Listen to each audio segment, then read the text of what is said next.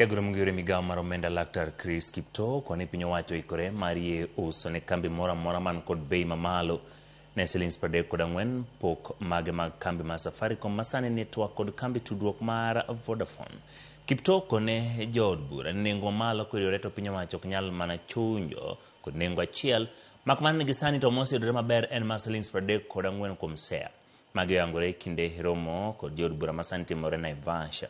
Motelo ne ma jood bura mathoth osebedo ka kwedo uso mago kuom pok mag Sirkal mantiere kambi mar Safaricom ne kambi tudruok mar Vodafone ka ng'ur en ni okang' ma itayo godo bech mwanduno kod mudho mokwako uso makamano.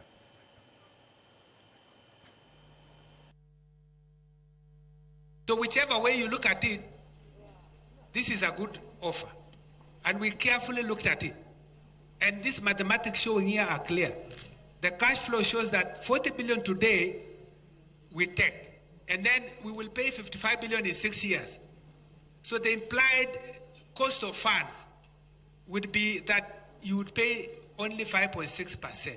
So if anyone else tells you that the market share of Safaricom is at 80 shillings or at 90 or whatever price it is, ask them which valuation model they're using.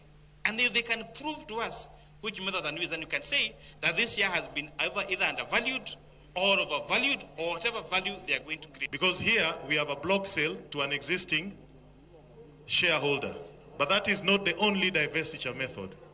We could have offered that to competition, we could have gone to further public flotation.